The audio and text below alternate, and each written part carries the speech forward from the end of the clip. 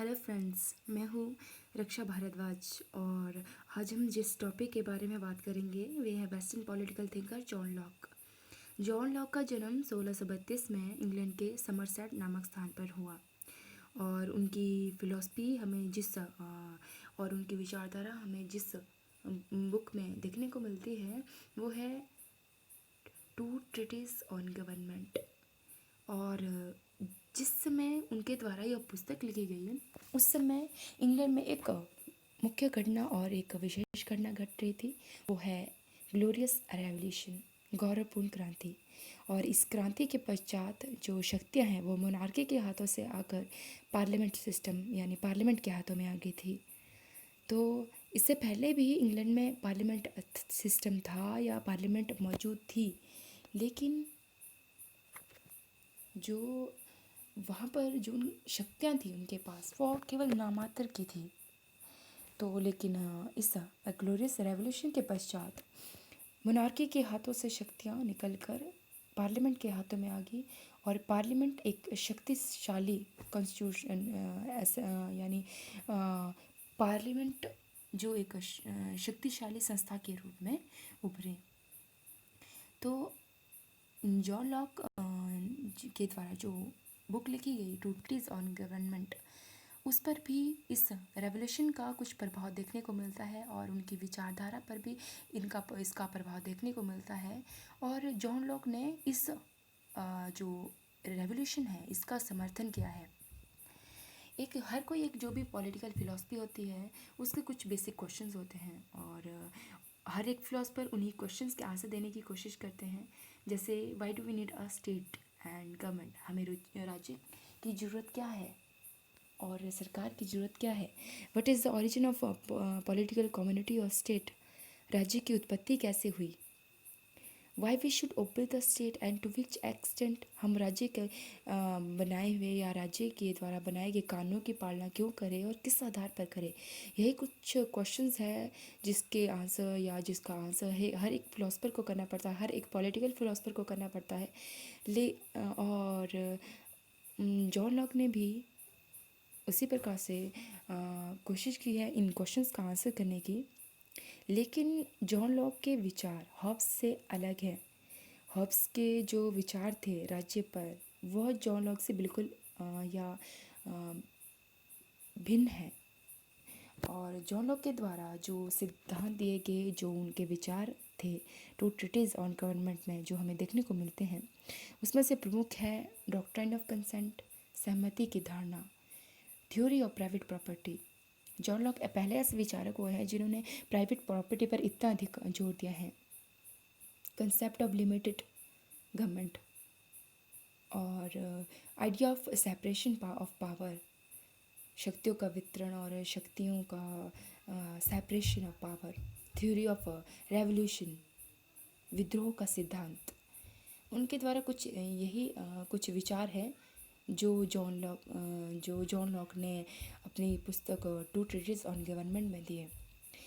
लेकिन हम देखते हैं कि जो लॉक ने अपने विचार दिए हैं वो हॉब्स से कहीं ना कहीं भिन्न है। हॉब्स ने जिस स्टेट ऑफ नेचर की बात कही है, लॉक ने भी स्टेट ऑफ नेचर की बात की है, लेकिन उनके विचार हॉब्स से बिल्कुल भिन्न है। लॉक ने जो अपना विचार रखा है स्टेट ऑफ नेचर पे, उन्होंने उसे लॉ ऑफ नेचर, प्राकृतिक कानून, जो कहा है कि प्राकृतिक अवस्था में भी कानून थे, यानी कि प्राकृतिक कानून कहा जाता है। No one can harm anyone in one's life, liberty and possession. कोई भी किसी को हार्म नहीं कर सकता, कोई भी किसी की लाइफ नहीं ले सकता, कोई भी किसी की स्वतंत्रता का हनन नहीं कर सकता। यह कुछ प्राकृतिक कानून हैं जो प्राकृतिक अवस्था में भी मौजूद थे। नेचुरल राइट्स, लोग क्या कहते हैं कि प्राकृतिक अवस्था में भी लोगों के पास अधिकार थे, जिसे कि नेचुरल राइट, प्राकृतिक अधिकार कहा जाता है। Everyone has the right to life, liberty and property. हर एक मनुष्य के पास अधिकार है लिबर्टी का, स्वतंत्रता का, जीने का, और प्राइवेट और प्रॉपर्टी का, संपत्ति का। और ये लोग कहते हैं कि प्राकृतिक अवस्था में भी लोगों को ये अधिकार प्राप्त थे।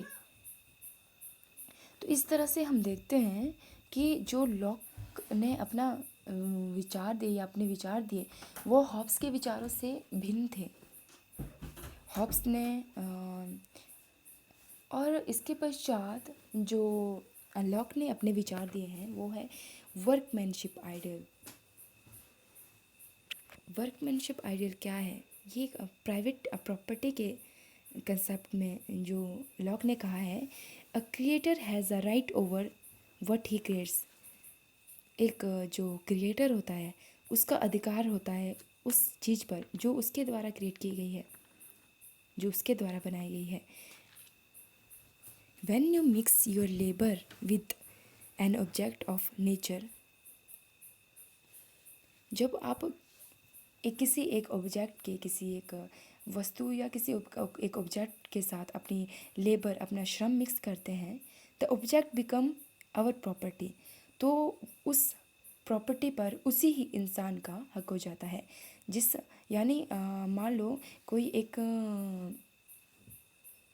बगीचा है या कोई एक खाली स्थान है, उस पर एक जो मनुष्य है उसका उसका उसकी देखभाल करता है, उसमें पौधे लगाता है, उसमें अपना श्रम लगाता है। तो उसके पश्चात जो उस पर जो वो वो स्थान है जिस पर वो अपना श्रम लगाता है, जो तो कहीं ना कहीं उसका अधिकार हो जाता है उस व्यक्ति का उस प्रॉपर्टी पर। तो इसे ही लॉक ने वर्कमैनशिप आइडल कहा है। जॉन लॉक को प्रोटो कैपिटलिस्ट भी कहा जाता है। लॉक का जो कंसेप्ट है प्राइवेट प्रॉपर्टी का, उसके बारे में जॉन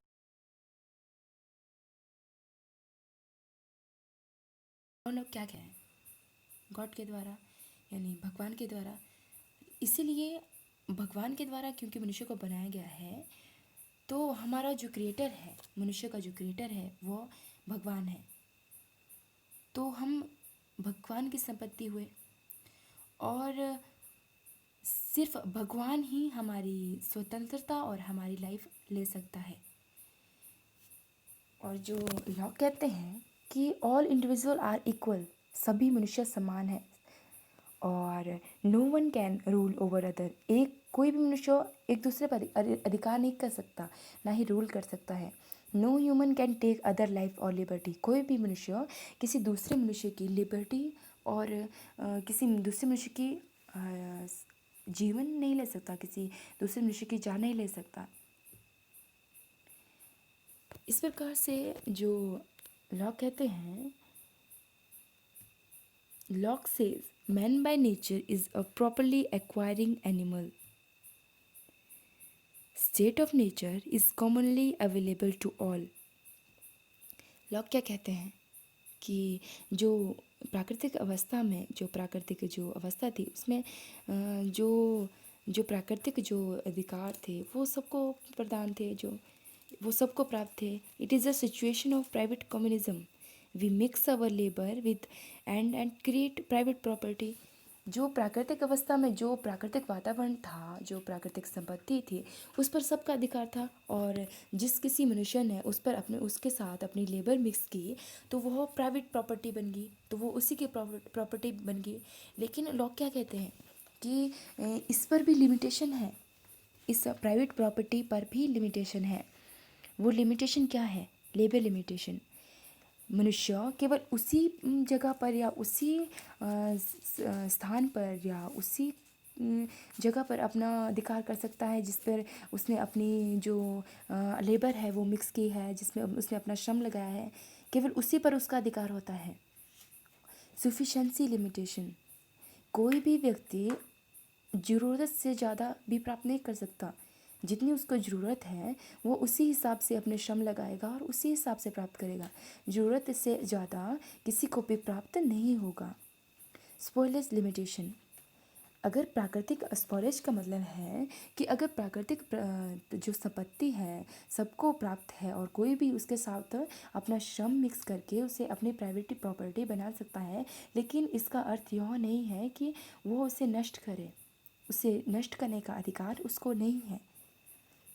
तो इसी प्रकार से जो लॉक ने एक प्राइवेट प्रॉपर्टी का जो कंसेप्ट रखा है और उसके जो लिमिटेशंस रखी है, लेकिन तो जॉन लॉक जो कहते हैं कि जब प्राकृतिक अवस्था में स्थिति ठीक थी, सब कुछ सही था, तो फिर राज्य की आवश्यकता क्या पड़ी। तो जॉन लॉक क्या कहते हैं कि राज्य की आवश्यकता क्यों पड़ी। No single interpretation of nature law and law natural law. आवश्यकता यह थी कि जो उस समय जो प्राकृतिक कानून थे उसकी व्याख्या करने वाले कोई भी एक जो सिंगल जो या कुछ संस्था नहीं थी, कोई भी एक संस्था नहीं थी जो प्राकृतिक कानूनों की व्याख्या कर सके। नो सिंगल जज to decide in a case of violation of natural law. कोई भी एक कोई जज नहीं था कोई जो डिसाइड कर सके यदि नेचुरल लॉ या जो प्राकृतिक कानून है उसका अगर हनन होता है या प्राकृतिक अधिकारों का हनन होता है या प्राकृतिक कानून की पालना नहीं होती है, तो उसके लिए कोई जज नहीं था। No single enforcer of law. कोई भी संस्था नहीं थी जो कानूनों को लागू कर सके। यानी तो लोग क्या उदाहरण देते हैं कि अगर या हम कह सकते हैं कि यदि कोई युद्ध हो जाए या प्राइवेट प्रॉपर्टी के कंसेप्ट में कोई कन्फ्लिक्ट हो जाए, तो कोई भी संस्था नहीं थी जो उसका निवारण कर सके। कोई सिंगल संस्था नहीं थी, कोई ऐसी संस्था नहीं थी जो कानून की पालना करवा सके लोगों से। और ऐसी अवस्था में क्या होता है, ऑल बिकम देयर ओन जज। सभी अपने अपने जज बनेंगे। All become their own enforcer. सभी इन्फोर्स करेंगे। सम सून द सिचुएशन टर्न्स कन्फ्लिक्चुअल। जल्दी क्या होता है कि सिचुएशन चेंज होती है। People fight for the preparation of their property preservation of their property. और लोग लड़ाई स्टार्ट कर देते हैं, झगड़ा स्टार्ट कर देते हैं प्रॉपर्टी के कंसेप्ट में, प्राइवेट प्रॉपर्टी के कंसेप्ट में। और प्राइवेट प्रॉपर्टी की लालसा में या प्राइवेट प्रॉपर्टी जिसको वो प्राप्त करना चाहते हैं उसके कारण जो सिचुएशन थी वो एकदम कन्फ्लिक्ट में बदल जाती है। Life become difficult. और इसके पश्चात क्या होता है, जो जीवन है वो मुश्किल हो जाता है। तो लॉ कहते हैं कि इस स्थिति का निवारण करने के लिए राज्य की आवश्यकता पड़ी और लोग इस सिचुएशन से बाहर निकलना चाहते थे। तो लोगों ने क्या किया, formation of the social contract. इसके पश्चात लॉक ने जो सिद्धांत दिया सोशल कॉन्ट्रैक्ट का, वो हब्स से कहीं ना कहीं भिन्न है। लॉक क्या कहते हैं, for coming out of state of nature. State of nature से बाहर निकलने के लिए क्या करते हैं लोग, people enter into a social contract. लोग क्या करते हैं, एक सामाजिक समझौता करते हैं। A agreement based on the consent of all. यह एक एग्रीमेंट था जिसमें सभी की कंसेंट उपलब्ध थी, सभी की जो सहमति थी वो मौजूद थी। People give their consent to transform themselves into a political community. लोगों ने सहमति दी स्वयं को, जो एक संस्था थी पॉलिटिकल, जो एक संस्था थी सामाजिक, उसको पॉलिटिकल कम्युनिटी में बदलने के लिए। This political community is then take a decision. अब इसके पश्चात क्या हुआ कि जो ये पॉलिटिकल कम्युनिटी थी इसके पास अधिकार हो गए, इसके पास अधिकार हो गए कि ये मेजॉरिटी के द्वारा जो सरकार है उसको गठित कर सके। This command will protect the life and liberty of people. और क्या हुआ कि जो ये सरकार है ये इसके द्वारा जो प्रोटेक्शन की जाएगी लोगों के जीवन की, लोगों के स्वतंत्रता की। तो इस प्रकार से लॉक ने सोशल कॉन्ट्रैक्ट की थ्योरी दी है। लेकिन कहीं ना कहीं यह थ्योरी हॉब्स से बिल्कुल भिन्न है। हॉब्स ने जो थ्योरी दी है, हॉब्स ने जो सोशल कॉन्ट्रैक्ट का सिद्धांत दिया है, उन्होंने उसमें एक एक प्रकार से वो तानाशाही मौजूद होती है।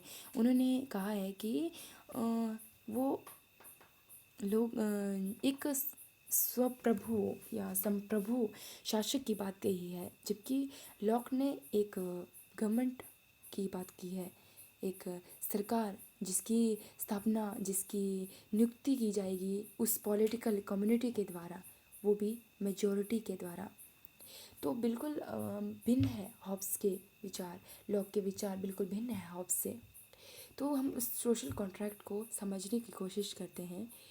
People in state of nature, जो अवस्था थी स्टेट ऑफ नेचर में, फिर लोगों ने कंसेंट दी उस सिचुएशन से बाहर निकलने के लिए, क्योंकि कोई भी सिंगल जज नहीं था, क्योंकि जो व्याख्या करने के लिए कोई सिंगल संस्था नहीं थी, कोई इन्फोर्सर नहीं था, तो लोगों ने कंसेंट दी उस सिचुएशन से बाहर निकलने के लिए। और क्या हुआ? सामाजिक समझौता हुआ। सिविल सोसाइटी और पॉलिटिकल कम्युनिटी, जो सिविल सोसाइटी थी, यानी जो सिविल सोसाइटी थी वो ट्रांसफॉर्म होगी पॉलिटिकल कम्युनिटी में। और पॉलिटिकल कम्युनिटी के द्वारा मेजॉरिटी रूल, यानी मेजॉरिटी के द्वारा क्या हुआ? सरकार की नियुक्ति की गई, गवर्नमेंट अपॉइंट्स, सरकार की नियुक्ति की गई किसके द्वारा? पॉलिटिकल कम्युनिटी के द्वारा, और वो भी मेजॉरिटी के द्वारा। यानी उसके पश्चात गवर्नमेंट की नियुक्ति होगी, और जो ये गवर्नमेंट है वो लोग कहते हैं कि गवर्नमेंट किसी भी प्रकार की हो सकती है, डेमोक्रेटिक भी हो सकती है, एरिस्टोलॉजी भी हो सकती है, मोनार्की भी हो सकती है, लेकिन ये गवर्नमेंट कैसी होगी? Legislative and executive. जो लॉक ने कहा है कि जो ये सरकार होगी, उन्होंने इसे 3 भागों में बांटा है, लेजिस्लेटिव एंड एग्जीक्यूटिव और फेडरेटिव। फेडरेटिव गवर्नमेंट का काम क्या है? फेडरेटिव भाग का काम क्या है? वो है फॉरेन अफेयर्स, जो विदेश नीति है उसको लागू करना। तो इस प्रकार से लॉक ने अपने विचार दिए स्टेट ऑफ नेचर के बारे में, प्राइवेट प्रॉपर्टी के बारे में और सोशल कॉन्ट्रैक्ट के बारे में। उनका एक सिद्धांत है डॉक्ट्राइन ऑफ कंसेंट, सहमति की धारणा। यानी लॉक, जो हॉब्स कहते हैं, हॉब्स ने जिस सोशल कॉन्ट्रैक्ट की बात कही है, उन्होंने एक संप्रभु शासक की बात की है। संप्रभु शासक के खिलाफ किसी भी व्यक्ति को कुछ बोलने का अधिकार नहीं था। यानी कहीं ना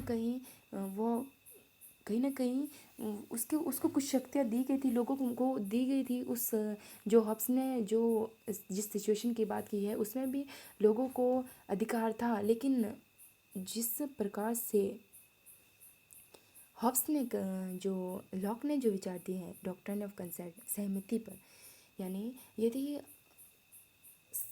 जो लोग, यानी जो जनता है वह चाहे तो उस सरकार से शक्तियाँ वापस भी ले सकती है, तो सहमति के आधार पर। इस प्रकार से लॉक ने जो सिद्धांत दिया है डॉक्ट्राइन ऑफ कंसेंट, वो सभी फिलोसफर से एक अलग सिद्धांत दिया है।